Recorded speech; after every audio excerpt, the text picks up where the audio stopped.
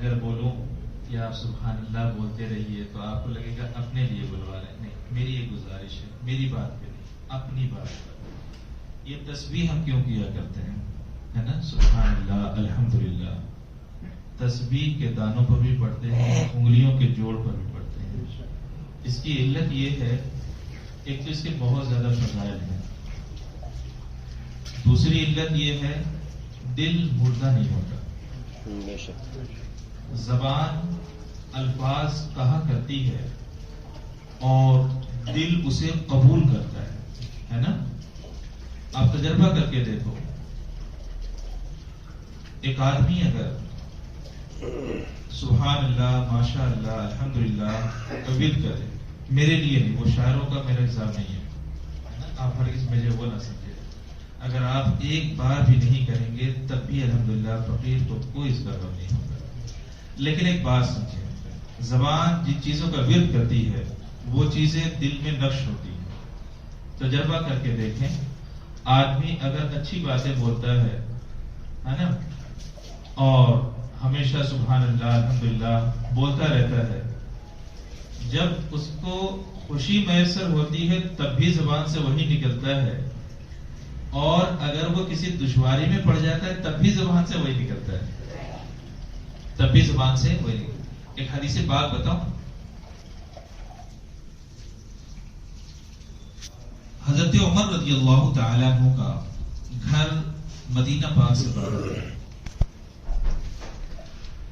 انہوں نے اپنے پڑوسی کے ساتھ مل کر کے پاری لگا رکھی تھی کہ ایک دن مسجد نبوی شریف میں تم رہنا اور ایک دن میں رہوں گا، تاکہ جو بھی درس ہوتا ہے وہ چھوٹنے نہ پائے. اب سوال یہ تھا کہ گھر بھی تو چلانا ہے، کیا گھر ہم اور آپ ہی چلاتے ہیں؟ وہ نہیں چلاتے تھے، وہ جتنا اچھا چلاتے تھے کہ ان کے گھر میں جنتی پیدا ہوتے تھے بھائی. تو انہوں نے باری لگا کر کے رکھی کہ ایک دن. تو حضرت عمر رضی اللہ تعالیٰ عنہ نے دروازہ کھولا، ارشاد فرمایا کیا ہوا؟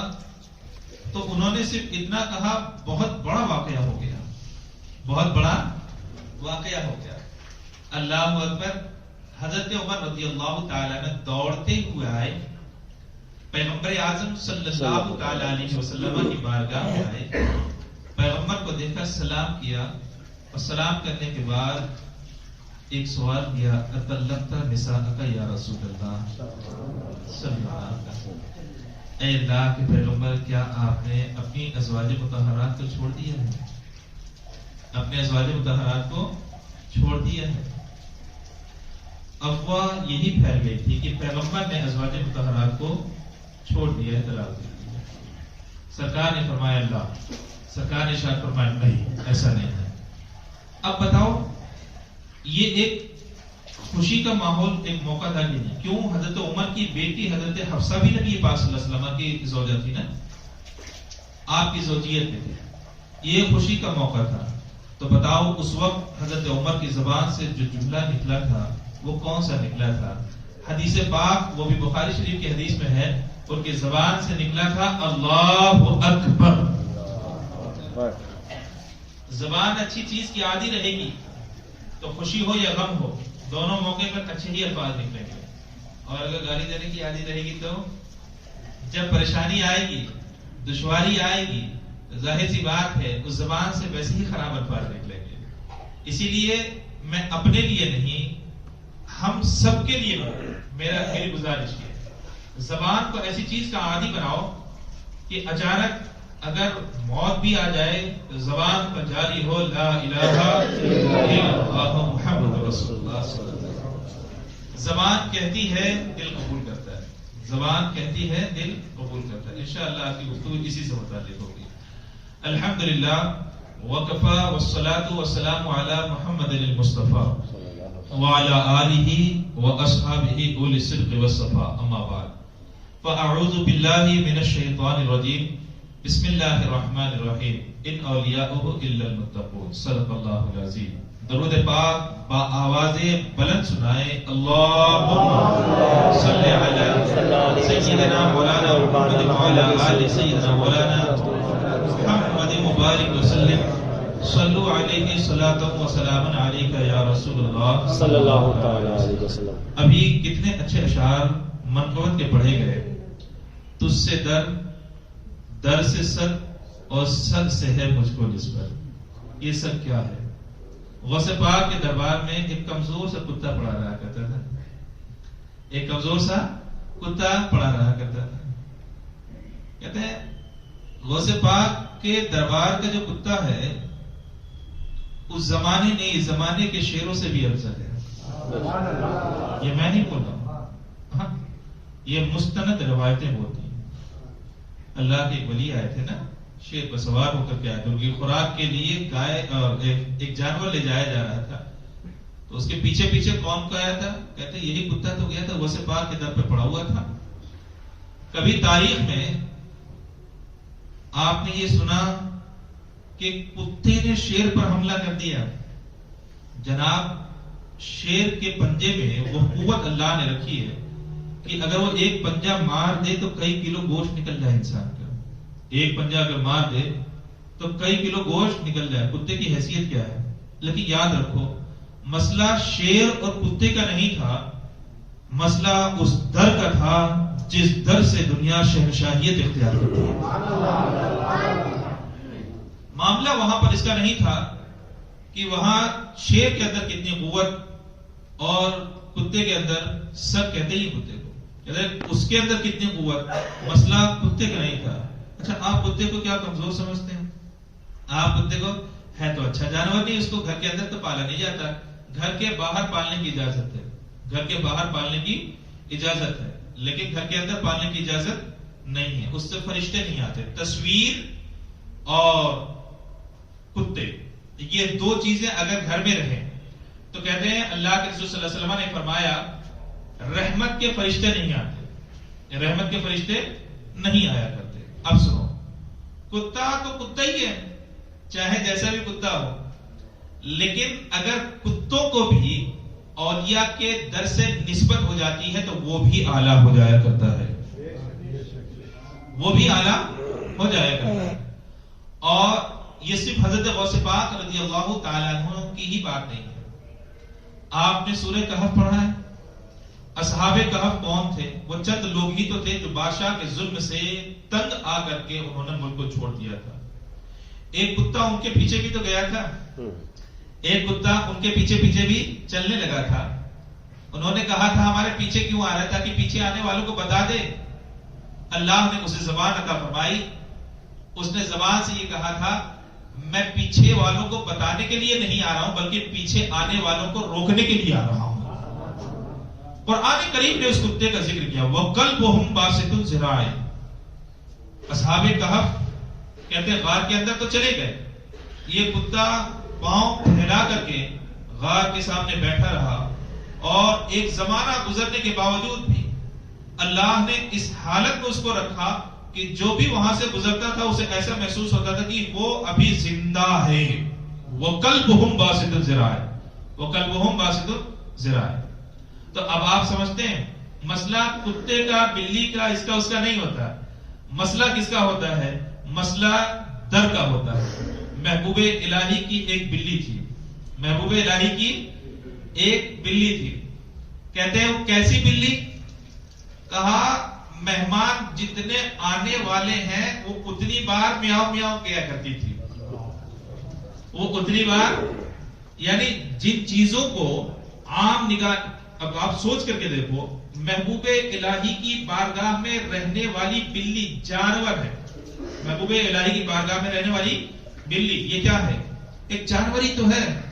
لیکن قربان جاؤ کہ محبوب الہی میں اللہ نے وہ قوت رکھی ہے کہ ان کی بارگاہ میں جو بھی رہ جائے وہ بھی باقوت ہو جایا کرتا ہے، طاقتور ہو جایا کرتا ہے نا. 12 ربیع الاول شریف کے موقع پہ میں نے عرض کیا تھا اللہ کے محبوب کی نگاہوں سے کچھ بھی پوشیدہ نہیں، اور وہی علم اللہ اپنے محبوب کے صدقے میں اپنے محبوبوں کو بھی عطا فرمایا کرتا ہے. وہی علم ان کو بھی عطا فرمایا کرتا ہے. اور کمال ہے پیغمبر اگر اونٹنی پر بیٹھ جائیں تو اللہ اسے بھی علم غیب عطا فرما دے. اور بلی محبوب الہی کے در پر اگر جم جائے تو اللہ اسے بھی علم غیب عطا فرما دیا کرتا ہے نا. تو اعلیٰ در جتنا اعلیٰ ہوگا قوت بھی اتنی اعلیٰ ہوگی، قوت بھی اتنی اعلیٰ ہوگی. اب ایک سوال کہ کیا محبوب الہی کو نہیں معلوم کہ کتنے مہمان آنے والے ہیں؟ کہا بلی جو بولا کرتی تھی وہ محبوب الہی کی خاطر نہیں بولا کرتی تھی، وہ تو پکانے والے کے لیے بولا کرتی تھی کہ اتنے مہمان آئیں گے ان کے لیے تو کھانا تیار کر لو. محبوب الہی کے لیے تھوڑی نا. جب ان کے در پر رہنے والی بلی اتنی دور تک دیکھ لے تو آپ سوچ سکتے ہیں کہ محبوب الہی کہاں تک دیکھا کرتے ہوں گے. ہم اندازہ نہیں لگا سکتے، ہم اندازہ نہیں لگا سکتے. اسی لیے کہا گیا اچھوں کی بارگاہ میں ہو، اچھوں کی بارگاہ میں آؤ. یہ جو پاٹھ پڑھایا جاتا ہے کہ شرک ہے بچ جاؤ، یہ دنیا کا سب سے بڑا دھوکہ ہے. ہم اور آپ کیا کہتے ہیں؟ اے اللہ اس اپنے محبوب بندے کے صدقے میں ہمیں یہ عطا فرما. محبوب بندے کے صدقے میں یہ نہیں کہا کرتے کہ آپ اللہ ہیں آپ ہمیں عطا فرمائیں. ہاں ان سے بھی مانگی جاتی ہے کبھی کبھی بات، کبھی ان کے سامنے بھی یہ بات رکھی جاتی ہے آپ ہمیں دے دیجئے، آپ ہمیں دے دیجئے. کہا یہ بھی شرک نہیں ہے، کہا یہ شرک نہیں ہے ان سے مانگ رہے ہو، کہا یہ شرک نہیں ہے جو ان سے مانگ رہے ہو.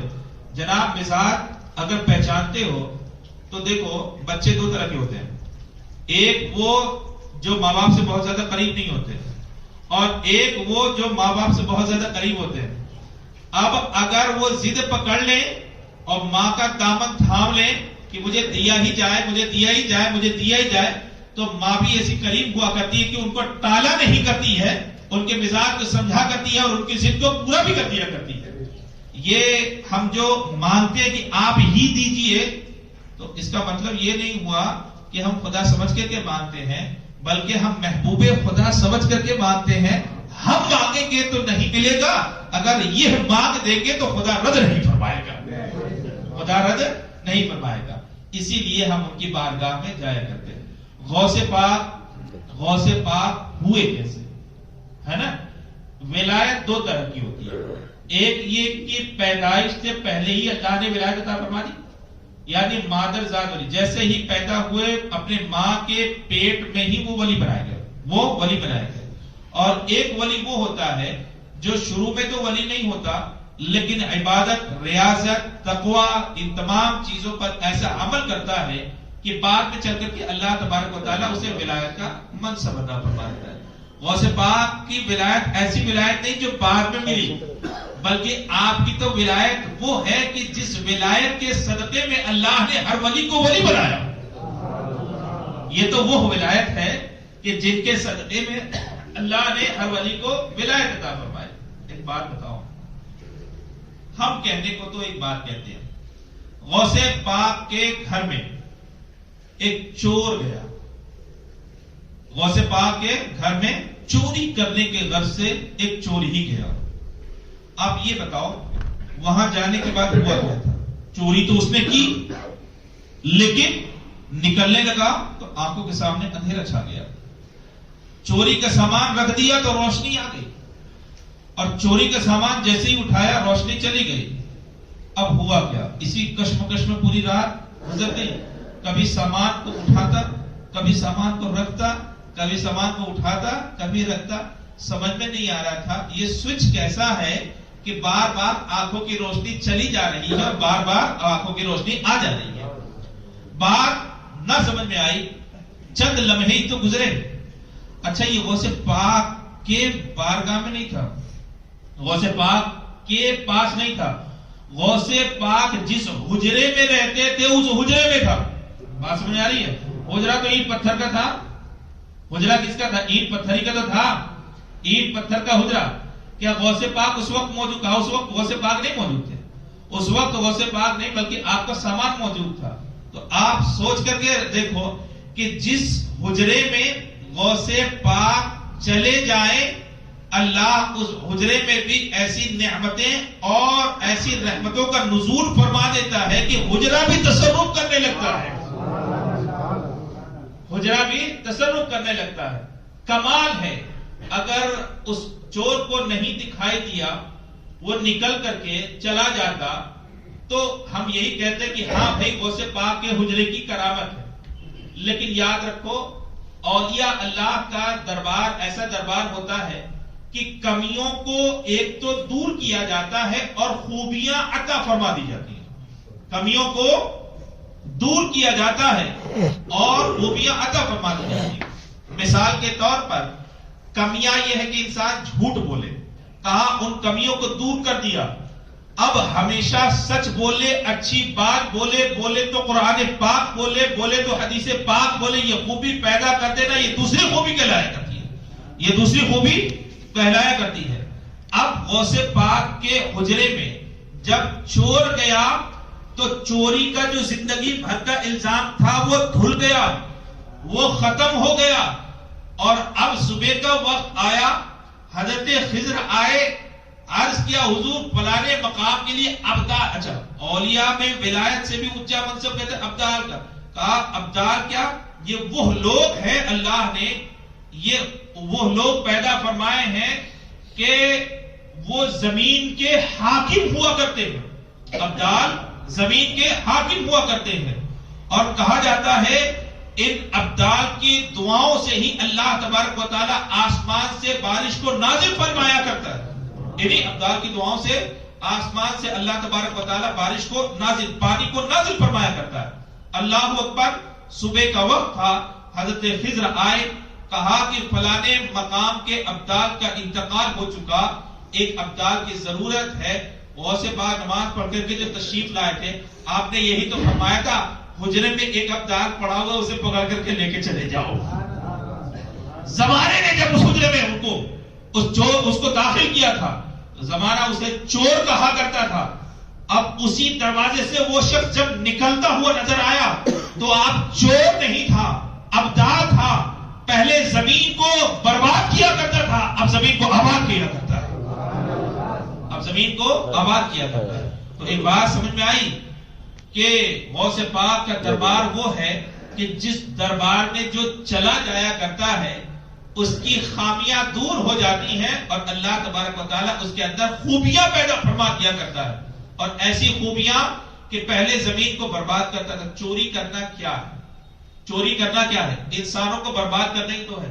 ایک غریب کا مال چرا لیا، ایک عورت نے اپنی بیٹی کی شادی کے لیے مال جمع کر کے رکھا، ابھی شادی نہیں ہوئی تھی، چور نے چوری کر لی، بتاؤ زندگی بھر تو وہ ماتم ہی کرتی رہے گی، وہ بددعا ہی تو کرے گی، وہ آخر تکلیفی میں تو پڑ جائے گی، اب اس کا کوئی پرسانے حال نہ ہوگا، ہمیشہ کے ہمیش کے لیے وہ تکلیف میں پڑ جائے گی، پریشان ہو کر کے رہ جائے گی۔ اب اس منزل سے غوث پاک کے حجرے نے اسے نکال دیا، اب وہ کسی کو تکلیف نہیں پہنچایا کرتا، بلکہ اب لوگوں کی تکلیف کو دور کیا کرتا ہے۔ اب لوگ آئے، ایک ابدال کا مقام کیا ہوا کرتا ہے، کہتے ہیں کہ یہ وہ ابدال کا مقام ہوتا ہے کہ اگر بارش نہ ہو، قحط بڑھ جائے، دشواری ہو جائے تو لوگ آ کر کے جس سے دعاؤں کی درخواست کیا کرتے ہیں وہ ابدال ہوتا ہے، یعنی وہ ابدال جو پہلے پریشانی میں ڈالا کرتا تھا، غوث پاک کی صحبت کے چند لمحوں نے اس کے اندر وہ تبدیلیاں پیدا کر دی کہ جو تکلیف میں ڈالا کرتا تھا اب زندگی بھر لوگوں کو تکلیف سے نکالا کرتا ہے، وہ تکلیف سے نکالا کرتا ہے۔ تو اب اللہ والوں کی اہمیت کا اندازہ ہوتا ہے، ہم اسی وجہ سے اللہ والوں کے بارگاہ میں جاتے ہیں کہ یہ وہ لوگ ہیں جو تکلیف پہنچایا نہیں کرتے بلکہ تکلیفوں سے نکال دیا کرتے ہیں، اسی وجہ سے ہم کہتے ہیں کہ ان کی بارگاہ میں جایا کرو، ان کی بارگاہ میں جایا کرو۔ کل حضرت مریم کے بارے میں نے عرض کیا تھا، ان کے یہاں جنتی کھانے رہا کرتے تھے، جنتی پھل رہا کرتے تھے، کہا ان کا قرب ایسا کہ جنت کی نعمتیں اللہ رب العزت نازل فرما رہا ہے۔ تو آخر سوچو حضرت مریم کے اوپر اللہ کی یہ رحمتیں ہو سکتی ہیں، تو سوچو غوث پاک کے اوپر کیسی رحمتیں ہوں گی، ہے نا؟ ایک بات بتاؤں، حضرت عیسیٰ علیہ السلام جب پیدا ہونے کے قریب ہوئے، ہاں قرآن پاک میں یہ واقعہ بھی موجود ہے، چند لمحوں میں آپ حاملہ ہوئی، حضرت عیسیٰ علیہ السلام پیدا ہونے کے جب قریب ہوئے، کھجور کا ایک سوکھا ہوا درخت ہی تو تھا جہاں پر آپ بیٹھ گئے، اور اس وقت آیت کریمہ یہ بتاتی ہے کن تو نسیم منسیہ کا لفظ ہے. حضرت مریم نے کہا ہے لا بھولی بسری کہانی ہوتی تو کیا ہی اچھا ہوتا, اس تکلیف میں تو نہ پڑتی, اس تکلیف میں نہ پڑتی.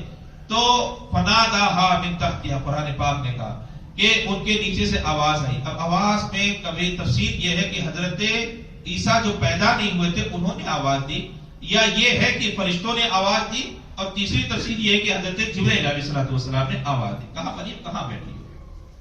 کہا سوکھا ہوا درخت. اتنا ہی تو کہا تھا, لیکن درخت تو موجود تھا. لکڑی سوکھ گئی تھی لیکن لکڑی تو موجود تھی. ہاتھ لگایا ہرا بھرا ہو گیا, کھجوریں لگ گئی, پک گئی, گود میں گر گئی. کہا کھاؤ, کہا کھاؤ. پیر ایسے ہی پھیلے ہوئے تھے, نالا وہاں پہ موجود تھا لیکن پانی تو نہیں بہ رہا تھا, لیکن نالا تو موجود تھا. کہا رب پانی کا انتظام. کہا کہاں بیٹھی؟ کہا میرا پیر جو ہے تو نالے میں, لیکن نالے میں پانی کہاں؟ کہا پیر ہلا دو. پیر ہلایا, پانی جاری ہو گیا. یہ بھی تو ولیہ ہے. تو ایک ولیہ ہے تبھی تو. اب ایک بات بتاؤ, وہاں نہر موجود تھی تبھی تو پانی آیا. وہاں نہر موجود تھی تبھی تو پانی آیا. وہاں درخت کی سوکھی ہوئی لکڑیاں موجود تھی تبھی تو پھل لگے, تبھی تو پھل لگے. کیونکہ غوث پاک کے بارے میں بھی تو آپ نے سنا ہوگا, ایک بڑھیا کو دریا کے کنارے روتا ہوا پایا, ہے نا. ایک دریا کے کنارے ایک بڑھیا کو روتا ہوا پایا. کہا اپا رونے کی وجہ؟ کہا اب وہ بڑھیا کیا جانتی کیا گئے. کہتے کہتے اس نے کہا معاملہ یہ ہے, اس دریا میں میرے بیٹے کی بارات جا رہی تھی. کتنے دن؟ کہا 12 سال ہی تو ہوئے. بھائی ایک دن میں 365 دن ہوتے ہیں نا, ایک سال میں 365 دن ہوا کرتے ہیں ایک سال میں. کہا 12 سال. غوث پاک نے کیا کیا, واقعہ نہیں بتا رہا ہوں آپ کو, غوث پاک نے کیا کیا تھا. اس کی عاجزی, اس کا رونا غوث پاک کو دیکھا نہ گیا, غوث پاک کو دیکھا نہ گیا. کشتی باہر آئی تھی, کشتی باہر آئی تھی, لوگ بھی باہر آئے تھے, دولہا بھی باہر آیا تھا, لباس پہن کر کے آیا تھا. جیسا لباس جگمگاتا ہوا 12 سال پہلے تھا ویسے ہی جگمگاتا ہوا لباس 12 سال کے بعد بھی. اور جو رونقیں 12 سال کے پہلے اس کے چہرے پر تھی 12 سال کے بعد بھی اتنی ہی رونقیں موجود تھی. اب مجھے ایک بات بتاؤ, حضرت مریم بھی اللہ کی ولیہ ہے, غوث پاک بھی. ایک ولی کا موازنہ بتا رہا ہوں آپ کو, ایک ولی کا موازنہ بتا رہا ہوں. غوث پاک بھی ولی ہے اور حضرت مریم بھی ولی ہے. وہاں لکڑی تھی تب تو ہاتھ لگایا. آپ یہ بتاؤ کہ انسان کا جسم کتنے دن تک سلامت رہتا ہے؟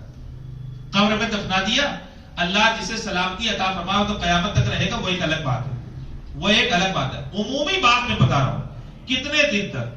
کہا کسی شخص کی نماز جنازہ اگر نہ پڑھی گئی ہو تو بتاؤ قبر پر کتنے دنوں تک پڑھ سکتے ہو؟ کہا جب تک لاش پھولے پھٹے نہیں, جب تک لاش پھولے پھٹے نہیں. کہا کتنے دن؟ کہا وہ زمین کے اوپر ہوتا ہے, کچھ زمین ٹھنڈی ہوتی ہے تو لاش سلامت رہ جاتی ہے 2 سے 3 دن تک, 2 سے 3 دن تک. یعنی 3 دن تک نماز جنازہ پڑھنے کی اجازت ہو جائے گی. 3 دن جب تک لاش پھٹے پھولے نہیں اس وقت تک. اور کچھ زمین شورش ہوا کرتی ہے اور اس کے اندر گرمی ہوا کرتی ہے, نمک کی ایک کیفیت ہوا کرتی ہے, اس میں 1 سے 2 دن میں لاش جو ہے وہ پھٹ جایا کرتی ہے. ٹھیک ہے, تو کیا بات معلوم ہے, انسان کا جسم جو سلامت رہتا ہے وہ زیادہ سے زیادہ 2 ہی دن نا. بھئی اللہ جس کی حفاظت فرما تو قیامت تک. لیکن مجھے ایک عام مسئلہ بتاؤ, ایک عام مسئلہ کہ جنازہ پڑھنے کی اجازت دی گئی. کہا کتنے دن؟ کہا 2 سے 3 ہی دن. کہا کیوں؟ کہا شورش کی اگر زمین ہوگی تو 2 دن کے اندر لاش پڑ جائے گی. اور کہتے اگر شورش والی زمین نہ ہو, ٹھنڈی زمین ہو تو کہتے 3 دن اس کی اجازت ہوگی. تو بتاؤ زیادہ سے زیادہ 3 ہی دن, تو زیادہ سے زیادہ 3 ہی دن تو آدمی سلامت رہ پائے گا. آپ کے بنگلور میں اب تو زندوں کے لیے بھی جگہ بڑی مشکل ہے, مردوں کے لیے بھی بڑی مشکل آ گئی ہے کہ نہیں ہے؟ آپ دیکھو کہ قبریں ہوا کرتی ہیں, 1 سال کے بعد, 6 مہینے کے بعد دوسری قبر کھودی جاتی ہے, وہاں پہ کچھ بھی نہیں ملتا, وہاں پہ ہڈیاں بھی نہیں ملا کرتی. اگر ہڈیاں تھوڑی بہت ملتی ہے تو اس کو کنارے لگا دیا جاتا, وہیں پہ کنارے لگا دیا جاتا. اب شہروں میں جگہ صرف زندوں کے لیے کم نہیں ہے, مردوں کے لیے بڑی کمی آ گئی ہے, مردوں کے لیے بھی بڑی کمی آ گئی ہے. لیکن ایک بات بتاؤ ایک مردہ دفنایا گیا ایک قبر میں. اچھا یہ بھی بات یاد رکھنا کہ ایک قبر میں کئی کے مردے نہیں دفنائے جا سکتے. یاد رکھو اس بات کو. شہروں میں ہو رہا ہے یہ الگ بات ہے, لیکن مسئلہ وہ نہیں ہے جو ہو رہا ہے. مسئلہ وہ نہیں ہے جو ہو رہا ہے. ایک قبر بنا دی, اسی لیے پیغمبر نے فرمایا کہ قبر پر چڑھنا یہ بھی حرام. کہتے ہیں انگارے میں چلنا یہ زیادہ آسان ہوگا, لیکن قبر پر پیر رکھنا سرکار فرماتے ہیں بہت ناپسندیدہ عمل ہے, بہت ناپسندیدہ عمل ہے. تو یہ مردے کی ملکیت ہوا کرتی ہے. قبر جو ہوتی ہے وہ مردے کی ملکیت ہوا کرتی ہے. اس پہ اگر معلوم ہو, اگر انجانے میں قبر کھود دی تو الگ بات ہے, لیکن اگر معلوم ہے کہ یہاں پہ قبر ہے تو وہاں پہ دوسری قبر نہیں بنائی جا سکتی. وہاں پہ دوسری قبر نہیں بنائی جا سکتی. قبرستان بھر گیا, قبرستان اگر بھر گیا, دفنانے کی جگہ نہیں, دوسری جگہ دفنایا جائے. اور اگر نہیں بھی دفنانے کی جگہ ہے, دوسری جگہ بھی نہیں ہے, فرماتے ہیں اس میں 8 فٹ کی مٹی بھری جائے اور دوبارہ اس کو قبرستان بنایا جائے. لیکن ایک قبر کو کھود کر کے دوسرے کو دفنانے کی اس میں اجازت نہیں ہے, دوسرے کو دفنانے کی اجازت نہیں ہے. اچھا بہرحال اتنی تو بات سمجھ آئی. آدمی کتنی دن سلامت رہتا ہے بھائی؟ کہا 2 سے 3 دن. اس سے زیادہ تو نہیں سلامت رہا. قبر میں اس سے زیادہ تو نہیں سلامت رہا. اور پانی میں کتنے دن سلامت رہتا ہے؟ پانی میں تو اور کب سلامت رہے گا بابا. کیوں؟ انسان کتنی دیر پانی میں زندہ رہتا ہے؟ کبھی تجربہ ہوا؟ آپ ڈبکی لگاؤ, آدھا منٹ میں سانس پھولنے لگتی ہے. اب بہت پہلوان ہوگا تو 1 منٹ تک شاید رکے, 1 منٹ تک بہت مشکل سے رکے. انسان کی روح نکل جاتی 5 منٹ کے اندر اندر, ہے نا. 5 منٹ میں مر گیا اور اس کے بعد پانی میں پڑا رہا تو کتنی دیر سلامت رہے گا؟ کہتے ہیں گھنٹوں میں اس کا پانی بھر گیا پیٹ میں, گھنٹوں کے اندر پانی بھر گیا پیٹ میں. اب بتاؤ کتنی دیر سلامت رہے گا؟ کہتے ہیں کہ پانی میں تو انسان اور جلدی خراب ہو جاتا ہے. قبر میں تو پھر بھی نہلا دھلا کر کے کافور لگایا جاتا ہے تاکہ قبر کے کیڑے نہ کھائیں. کافور اسی لیے تو لگایا جاتا ہے تاکہ قبر کے کیڑے نہ کھائیں. یہاں پہ کچھ بھی لگایا نہیں گیا. پانی میں جب ڈال دیا گیا, کہتے ہیں کہ آدمی تو بڑا ختم ہو جائے گا. انسان کی روح نکلنے میں فرمایا کہ لمحوں لگتے ہیں. لمحوں 5 منٹ کے بعد بھی اگر آدمی مل جائے تو کہتے ہیں کہ اس کی جان بچانا بڑا مشکل ہوتا ہے. اس کی جان بچانا بہت مشکل ہوا کرتا ہے. 5 منٹ میں روح نکلی, کہتے ہیں کہ چمڑا, کہتے ہیں کہ 1 دن کے اندر اندر سڑنے لگے گا, 1 دن کے اندر سڑنے لگے گا. اچھا مان لو تھوڑی دیر کے لیے نہیں بھی سڑا تو کیا سمندر کے یا دریا کی مچھلیاں تم کو چھوڑے گی؟ مچھلیاں تمہیں چھوڑے گی؟ وہ لاشیں جو ہم نے محسوس کی اور ہم نے دیکھا, آج ڈوبا بچہ اور کل شام کو اس کی لاش ملی ہے. جناب والا حق تو یہ ہے کہ وہ لاش پہچان میں نہیں آ رہی تھی. حقیقت یہی ہے, حق یہ ہے کہ وہ لاش پہچان میں نہیں آ رہی تھی. کہا کیوں؟ کہا آنکھ, اس کے جو چھوٹے چھوٹے عادت ہے وہ سب مچھلیاں کھا چکی تھی. کہا پہچانا کیسے؟ کہا کپڑے کی وجہ سے پہچان ہوئی ہے, کپڑے کی وجہ سے پہچان ہوئی ہے. یعنی انسان جو پانی میں ڈالا جاتا ہے یا پانی میں چلا جایا کرتا ہے 1 سے 2 دن میں سلامت نہیں رہا کرتا. تو یہ بتاؤ 12 سال تک وہ کیسے سلامت رہ پایا ہوگا؟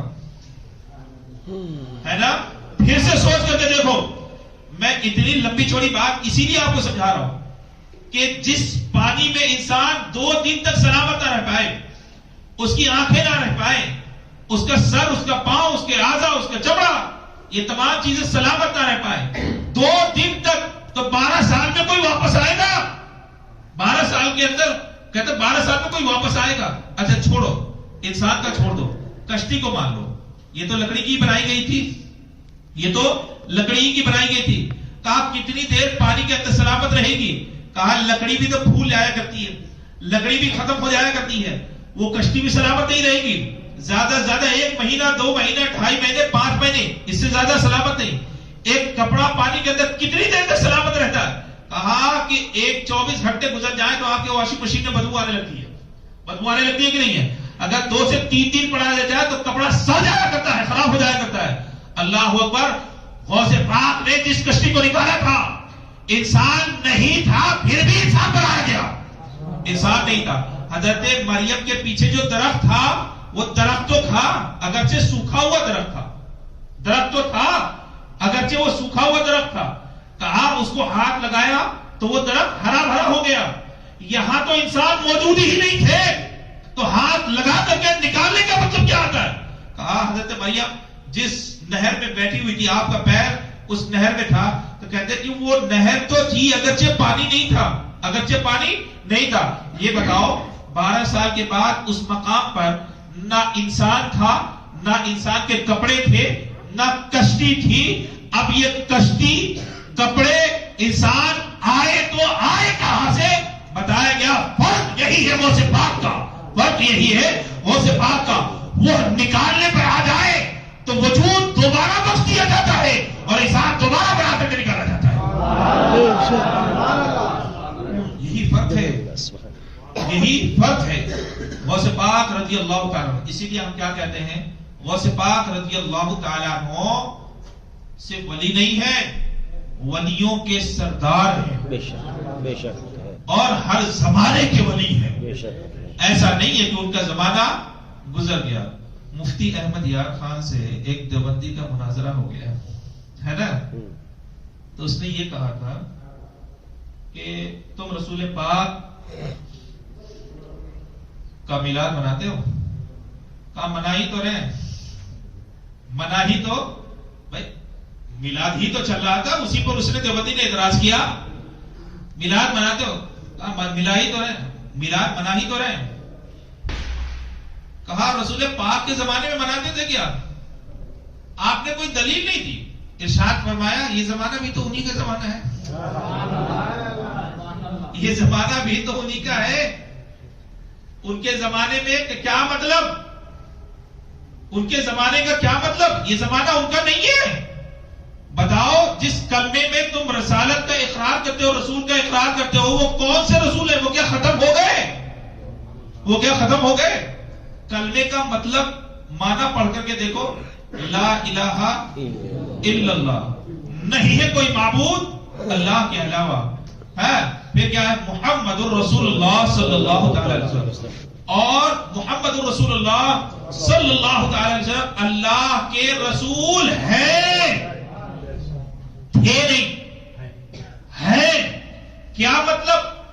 آپ کو وہ زمانہ دیا گیا جو صبح قیامت تک ختم نہ ہوگا.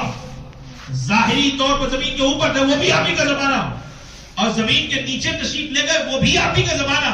یہ جو چل رہا ہے وہ بھی آپ ہی کا زمانہ. صبح قیامت تک جو زمانہ آئے گا وہ زمانہ بھی آپ کا. اسی طریقے سے غوث پاک کے زمانے کا معاملہ ہے کہ آپ زمین کے اوپر تھے، وہ بھی آپ ہی کا زمانہ، زمین کے نیچے وہ بھی آپ کا زمانہ. یہ جو چل رہا ہے وہ بھی آپ ہی کا زمانہ، اور صبح قیامت تک جو بھی زمانہ آئے گا وہ بھی آپ ہی کا زمانہ کہلائے گا، وہ بھی آپ ہی کا زمانہ کہلائے گا. تو غوث پاک رضی اللہ تعالی عنہ بہت عظیم ذات کا نام ہے، بہت عظیم ذات کا. اگر اللہ کسی کے دل میں غوث پاک کی محبت کو ڈالتا ہے تو یہ فخر کی بات غوث پاک کے لیے نہیں، بلکہ جس دل میں غوث پاک کی محبت ڈالی جائے اس شخص کے لیے فخر کی بات ہے کہ اللہ نے ایسے سردار کی محبت کو اس کے دل میں ڈالا ہے جو ہر ایک ولی کا سردار ہے، جو ہر ایک ولی کا سردار ہے. یہ سردار بنتے کیسے؟ یہ سردار بنتے کیسے؟ اچھی فوج اگر بنانی ہو تو اچھی ٹریننگ دی جاتی ہے نا، اور اچھی نسل اگر پیدا کرنی ہو تو ماں باپ کو بھی بہت اچھا بننا ہوتا ہے نا، ماں باپ کو بھی بہت اچھا بننا پڑتا ہے، ماحول کو بھی بہت اچھا بنانا پڑتا ہے. دیکھو سرکار غوث پاک رضی اللہ تعالیٰ عنہ پیدا ہوئے، ٹھیک، دودھ پینے کا زمانہ تھا نا، آپ کو اچھی طرح سے معلوم ہے، رمضان میں نہیں پیتے تھے. ایک جس سال آپ پیدا ہوئے اس کے دوسرے سال ہی چاند کا معاملہ مشتبہ ہوا تھا. پتہ نہیں چاند نظر آیا کہ نہیں آیا. یہ بتاؤ سوال کس سے کیا گیا؟ سوال کس سے کیا گیا؟ کہا غوث پاک کی والدہ سے کہا گیا. اب سوال یہ تھا کہ غوث پاک کی والدہ نے کیسے بتایا؟ کہا کسی اور کو دیکھ کر کے نہیں، غوث پاک کو دیکھ کر کے بتایا. بے شک صحیح اور غلط کی پہچان غوث پاک ہے. بے شک اگر دل میں محبت ہے تو یقیناً وہ صحیح ہے. اور کوئی مخالفت کرے تو ظاہر سی بات ہے کہ صحیح اور غلط کی پہچان ہی جب غوث پاک ہے تو جن کے ساتھ غوث پاک ہے وہی صحیح ہے، اور جن کے ساتھ غوث پاک نہیں ہے وہ غلط تھے، غلط ہیں، اور صبح قیامت تک غلط رہیں گے، وہ صبح قیامت تک غلط رہیں گے۔ اب دیکھو آئے کس کے پاس؟ ام الخیر حضرت آپ کی والدہ کریمہ کے پاس، والدہ کریمہ کے پاس کہا چاند ہوا ہے، تو چاند دیکھا کہاں جاتا ہے؟ گھر میں کسی عورت کے گھر میں آ کر کے پوچھا جاتا ہے چاند دیکھا کہاں جاتا ہے؟ کہاں آسمان پر۔ کیا ان کے پاس آنکھیں نہیں تھی جو لوگ آ کے پوچھ رہے تھے؟ جو لوگ حضرت غوث پاک رضی اللہ تعالی عنہ کے والدہ کے پاس آ کر کے سوال کیا کہ کیا چاند ہوا ہے، تو آپ کی والدہ چاہتی تو پلٹ کر کے جواب عطا فرما سکتی تھی کہ چاند آسمان میں دیکھا جاتا ہے یا کسی کے گھر میں دیکھا جاتا ہے۔ یہ زمانہ شاہد ہے کہ آنکھ والوں کو وہ نظر نہیں آتا جو غوث پاک کو آنکھ بند کرنے کے بعد بھی نظر آیا کرتا ہے نا؟ ہاں، اس سے کوئی فرق نہیں پڑتا کہ ایک ولی کی آنکھ بند ہو یا ایک ولی کی آنکھ کھلی ہو، اس سے کوئی فرق نہیں پڑتا، بلکہ تاریخ اس بات کی شاہد ہے کہ جب یہ دیکھنے پر آیا کرتے ہیں تو آنکھوں کو بند کر لیا کرتے ہیں، آنکھوں کو بند کر لیا کرتے ہیں، کشف کیا کرتے ہیں۔ کیوں؟ آخر غوث پاک رضی اللہ تعالیٰ عنہ نے فرمایا نظر تو الہ بلاد اللہ جمعا کخردلۃ علی حب اتصالی، ساری کائنات کو رائی کے برابر میں دیکھا کرتا ہوں، اور کیسے دیکھتا ہوں؟ ہتھیلی پر جیسے کوئی رائی کا دانہ رکھ لے اور رائی کا دانہ پوشیدہ نہ ہو، کہا ویسے ہی میں دنیا کو دیکھ لیا کرتا ہوں۔ نظر تو الہ بلاد اللہ جمعا، جمعا کا لفظ ہے یعنی کائنات کا کوئی حصہ ایسا باقی نہیں رہتا جو میری نظر سے پوشیدہ رہ جائے۔ آپ پڑھتے ہیں قصیدہ غوثیہ میں نظر تو الہ بلاد اللہ جمعا کخردلۃ علی حکم اتصالی، اس رائی کے مانند جو ہتھیلی پہ رکھ کر کے دیکھ لیا جاتا ہے۔ رائی کو دیکھنے میں کتنا وقت لگتا ہے؟ کہا لمحے سیکنڈ کا بھی 10واں حصہ، نظر بڑی پوری رائی کو دیکھ لیا۔ جناب آپ جیسے رائی کو دیکھتے ہیں غوث پاک پوری خدائی کو ویسے دیکھ لیا کرتے ہیں۔ غوث پاک رضی اللہ تعالیٰ نے پوری خدائی، اللہ نے جو مخلوقیں پیدا فرمائی ہیں 18,000 سے زیادہ جو مخلوقیں ہیں وہ دیکھ لیا کرتے ہیں۔ تو جب وہ ساری مخلوق کو دیکھ لیا کرتے ہیں تو چاند کو دیکھ لیا تو کوئی بڑی بات نہیں تھی نا، چاند کو کوئی دیکھ لیا تو کوئی بڑی بات نہیں۔ فرمایا کب دیکھا؟ کہا دودھ پینے کے زمانے میں دیکھا۔ کہا کیسے دیکھا؟ کہا آنکھ بند کر کے دیکھا۔ تو جو آنکھ بند کر کے اتنا دیکھ سکتا ہو، آنکھ کھول دے تو کتنا دیکھے گا وہ؟ آپ اندازہ لگاؤ، آنکھ اگر کھول دے تو کتنا دیکھے گا؟ جناب سارے لوگ پہنچے تھے اور انہوں نے یہی کہا تھا اے ام الخیر آپ بتائیں کہ چاند ہوا کہ نہیں ہوا؟ یعنی آنکھ کھول کر کے دیکھنے والے، آسمان کو نظر میں رکھنے والے اس بچے سے آ کر کے پوچھ رہے ہیں جو بچہ دودھ پیتا۔ اچھا ایک بات اور بتاؤ کہ غوث پاک رضی اللہ تعالیٰ نے دودھ پیتے بچے تھے نا، دودھ پیتے ہوئے بچے تھے، کیا دودھ پیتے ہوئے بچے کی گواہی کافی ہے؟ بتاؤ۔ کہتے ہیں گواہ کے لیے عاقل، بالغ، مسلمان، متدین، یہ وہ شرط ہے جو عام طور پہ بتائی دی جاتی ہے۔ متدین کیا مطلب؟ عاقل بالغ مسلمان تو ہو، متدین کا مطلب زندگی میں جھوٹ کا کبھی الزام نہ لگا ہو، کبھی چوری نہ کی ہو، کبھی تہمت نہ لگائی ہو، کبھی جان بوجھ کر کے نماز کو نہ چھوڑا ہو، ایسے کی گواہی شرعی معاملات میں قابل قبول ہوا کرتی ہے۔ اور اگر ایسے نہیں ہے تو ہزاروں جھوٹ بول کر کے آئے اور اس کے بعد کھڑا ہو کر کے کہے کہ میں اللہ کی قسم کھا کر کے گواہی دیتا ہوں، کہتے ہیں کہ اس کی قسم قیامت میں اس کے منہ پہ بانٹی جائے گی۔ اللہ نے جو احکامات صادر فرمائے اس کا خیال نہ کیا تو ظاہر سی بات ہے اس کی قسم کھانے میں بھی تو دغا کر سکتا ہے، خیانت کر سکتا ہے، خیانت کرتا ہے۔ اس لیے ایسے شخص کی گواہی قابل قبول نہیں ہے۔ ہاں متدین ہونا ضروری ہے، تدین دیندار ہونا ضروری ہے، سچ بولنے والا ہو، جس نے کبھی جھوٹ نہ بولا ہو، جو کبھی تہمت نہ لگاتا ہو، جس کے اوپر کبھی تہمت نہ لگائی گئی ہو، ایسے شخص کی گواہی قبول ہے۔ غوث پاک رضی اللہ تعالیٰ عنہ تو دودھ پیتے بچے کہا ہاں اللہ کے کچھ خاص بندے ہوا کرتے ہیں جن کے احکامات خاص ہوا کرتے ہیں. یہ آپ نے گواہی نہیں دی تھی بلکہ نشانی بیان فرمائی تھی. بات سمجھ آ رہی ہے؟ آپ نے گواہی نہیں دی تھی بلکہ آپ نے نشانی بیان فرمائی تھی. آپ کی والدہ نے کیا کہا تھا؟ ہاں آج صبح سے میرے بیٹے نے دودھ نہ پیا، اس کا مطلب یہ ہے کہ کل چار نظر آ چکا ہے. اس کا مطلب یہ ہے کہ کل چار نظر آ چکا ہے. یہ علامت بیان فرمائی تھی. یہ کیا کیا تھا آپ نے؟ علامت کو بیان فرمایا تھا. اچھا، کسی درخت کو اگر اچھا ہونا ہے تو اس کے لیے دو چیزیں ہوتی ہیں. ایک درخت بھی اچھی نسل کا، اور جس زمین میں لگایا جائے وہ زمین بھی اچھی ہو. تب درخت اچھا نہ ہو، زمین کتنی بھی اچھی ہو، کہتے ہیں کہ وہ پھلدار نہیں ہوگا. اور اگر زمین اچھی نہیں ہے، درخت کتنا بھی اچھا ہو جائے، درخت کتنا بھی اچھا ہو جائے، فرماتے ہیں کہ درخت اگر اچھا بھی ہے اور زمین اچھی نہیں ہے تو درخت سے پھل نہیں آئے گا. کیا مطلب؟ بات سمجھ میں یہ آتی ہے کہ درخت کا اچھا ہونا بھی ضروری ہے اور زمین کا اچھا ہونا بھی ضروری ہے. ایک بچے کو اگر اچھا بنانا ہے تو بات سیدھی سی ہے، باپ کا اچھا ہونا بھی ضروری ہے اور ماں کا بھی اچھا ہونا ضروری ہے. بات سمجھ آئی؟ باپ ہو تو حضرت غوث پاک کے والد گرامی کی طرح، آپ کے والد گرامی کی طرح ایک سیب کے لیے 10 سال باغ میں کھدائی کرتے رہے. اور حضرت عبداللہ صوبائی نے ایک مرتبہ سیب منگایا، کہا اس باغ سے توڑ کر کے تو لاؤ. لائے کھٹا نکلا، لائے کاٹا تو کھٹا نکلا. عبداللہ صوبائی نے کیا کہا تھا؟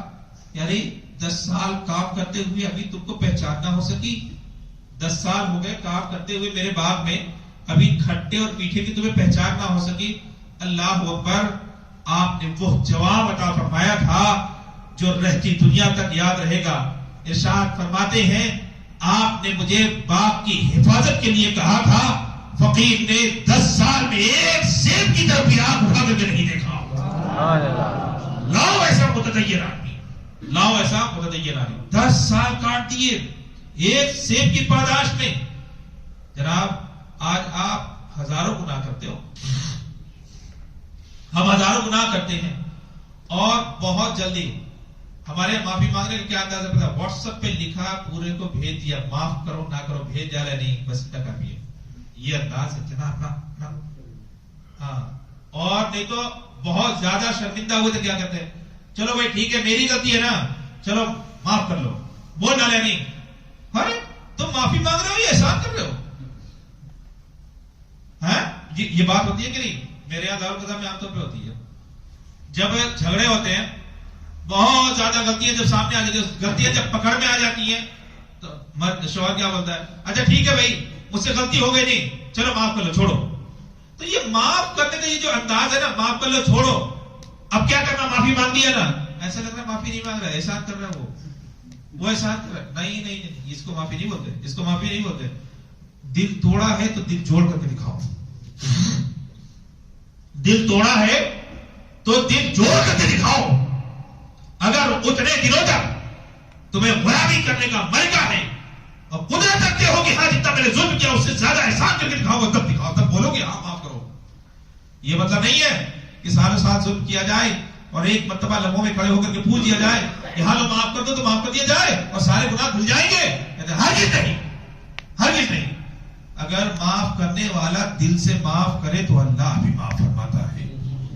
حقوق اللہ کہتے ہیں کہ وہ اللہ معاف فرمانے والا ہے، لیکن حقوق العباد کی جہاں تک بات ہے، جب تک بندہ معاف نہیں کرے گا اس وقت تک رب تبارک و تعالیٰ بھی معاف نہیں فرمائے گا. ہمارے یہاں چلن کیا ہو گیا؟ واٹس ایپ پہ ایک پیغام لکھا، شب قدر آ رہی ہے نا، اور شب برات آ رہی ہے، لو بھائی معاف کر لو، بڑی رات آ رہی ہے. سب کو واٹس ایپ پہ، یعنی اب بولنے کی بھی توفیق نہیں ہو رہی ہے. معافی کا انجام یہ ہے کہ دل میں ندامت پیدا ہو آنکھوں میں آنسو آئے اور پچھتاوا ہو اور آئندہ گناہ نہ کرنے کا ارادہ ہو، اس کو معافی کہا جاتا ہے، اس کو معافی کہا جاتا ہے۔ چلو بات آئی کہ حضرت غوث پاک رضی اللہ تعالیٰ عنہ کی، میں نے کہا درخت اچھا ہو، زمین اچھی ہو، تب جا کر کے ایک اچھے پھل پیدا ہوا کرتے ہیں، اور اولاد کو اگر اچھا بنانا ہے تو فرماتے ہیں ماں کو بھی اچھا ہونا پڑے گا اور باپ کو بھی اچھا ہونا پڑے گا۔ انشاءاللہ تدریجاً بالترتیب بتائیں گے کہ ماں کیسی ہونی چاہیے اور باپ کیسا ہونا چاہیے۔ اللہ تبارک و تعالی ہمارے ان محافل کو شرف قبولیت عطا فرمائے، غوث پاک کا صدقہ عطا فرمائے، اور جو کچھ بھی بیان ہو رہا ہے اس پر ہم سب کو عمل کرنے کی توفیق عطا فرمائے۔ وما علینا